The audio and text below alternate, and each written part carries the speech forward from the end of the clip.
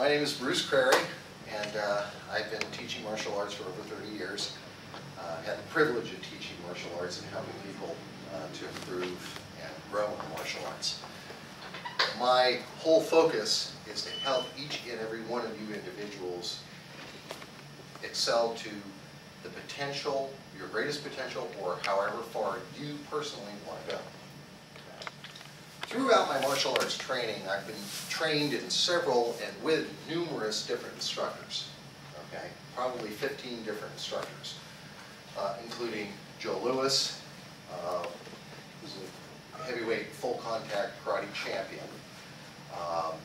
and Mike Burrell, who was an extremely good instructor, variety of different, Steve Nasty Anderson, who was the heavyweight tournament United States champion and world champion also. And then also Larry McCraw, who was the lightweight champion, the tournament champion, United States champion. And I've learned a variety of things about speed, okay? And I've always attempted to improve my personal speed, okay? So that I could be just a little quicker, a little faster, okay?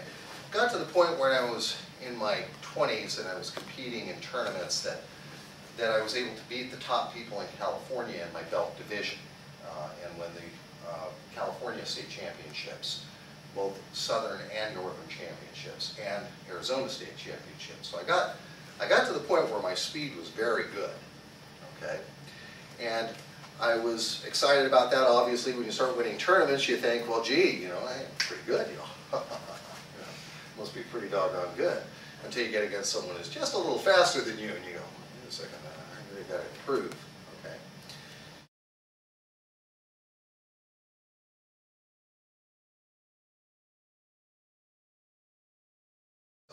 There are steps to speed training, and these are very, very, very important steps, okay, that you must know. It's very important that you lock these into your mind, okay? That these steps are the steps to speed training, okay? Because I have researched the fastest gunfighters in the world, the fastest fencers, okay?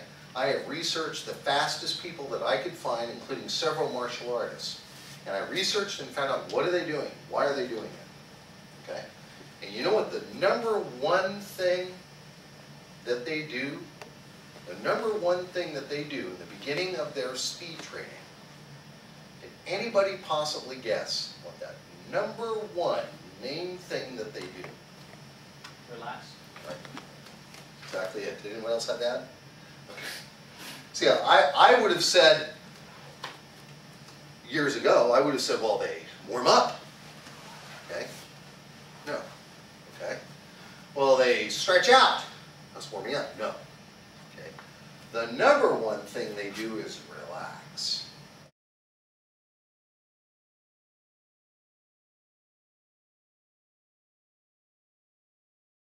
It hits the target in 1/10 or less than 1/10 of a second. Okay? That's pretty dang fast. Okay? That is dang fast. You know what he does? He relaxes. So relax.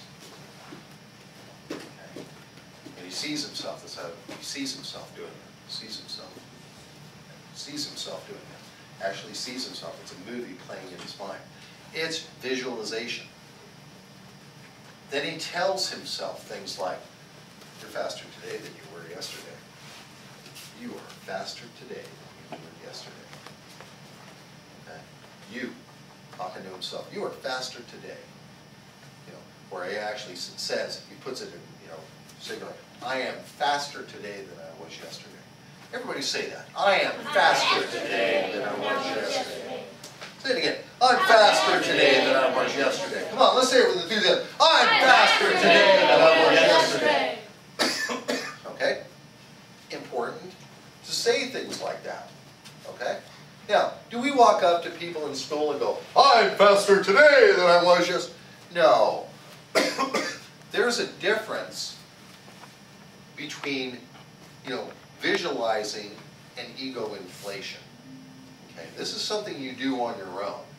Okay? You know, now, you know, if one of you is practicing here, the other, you hear the other one say, I'm faster today than I was yesterday. You understand what he's doing. Okay? You understand, okay, he's he's verbalizing. Okay? That's cool. If he's sitting over in the corner, he's relaxing, you understand he's relaxing, maybe visualizing. Okay? He or she. Okay? So, but other people may not understand that. Okay? If you say, you know, I'm faster than Bruce Lee, they're going to go, it's an ego trip. Okay? They don't understand that you are building a visual image in your mind. Okay? And it is the right thing to do. Okay? It is the right thing to do. It is not, I would have you visualize, if you want to say I'm faster than Bruce Crary, I can hit Bruce Crary with my back knuckles and half the bell. I want you to do that. Why? Because I'm an instructor. I want to see you guys improve. I want to see you guys excel beyond what you could ever dream of. Okay? You see what I'm saying? Sir. Yes. Okay. So that's what you want. That's what you want to do. Okay? As a true instructor, I want to see you guys just excel way beyond. Okay? There was a guy I knew. Name was Randall. Years ago, and I was originally teaching him, and he was fighting this tall black gentleman, which we nicknamed Panther because he was about an inch or two taller than you, and he was just wiry and fast and explosive. He was good. He was good. And Randall was very good. He was quick. He was pretty quick. He was able to move. A little hesitant at times, but he was pretty quick. He was good. I could see, wow, this guy has potential. Now back then in that school, what we would do is that we would, if somebody was going to lose their rank, okay, we would make them kneel down in front of us, and we say, take off your belt. You don't give an explanation. Okay. Person comes into the school, tell them to kneel down. You can tell them anytime during the training, kneel down, take off your belt. And that was what we did. That's what I did with Randall. I told Jeff, or Panther, to go over and kneel down. So go over and kneel down. I said, Randall, kneel down in front of me. He's looking at me with a quizzical look. I said, take off your belt. And you should see the look on his face. He goes, my rank? I don't want to lose my rank. You know, this is the ceremony to lose my rank. You know, and it was like I was taking away his soul. You know, he was just, you know, taking it off, and I took off my belt, and it was the ceremony was to take his belt away and say, see ya. Okay. And what I did was I took my belt and I gave it back to him. And I gave my belt to him. I said, put that on, you're now a black belt. He looked at me, he put on the belt, he had this half smile on his face, he was half smiling. I said, now fight like one.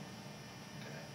You have to understand that previously they were both fighting, and they were about even. You know, actually Panther was a little faster and controlled the distance a little better. And when I went to begin, he was all over him like a fly on you-know-what. Okay? He couldn't hit him, he couldn't do anything. He was up in the air, hitting him 2 or 3 times while he was coming down. It was like he was climbing a ladder, coming down, hitting him, and kicking him. I just went, whoa, hold on! Okay, that really shows me what you can do, Randall. That's the day I suggested that he take the name Bullet, okay? Because I couldn't believe it. What happened? What happened? He went, okay? That's what happened, and he let all of his ability at that time release. And he became even better than that, much better than that. But he let all of his inhibitions out, and he let his movements go. Okay?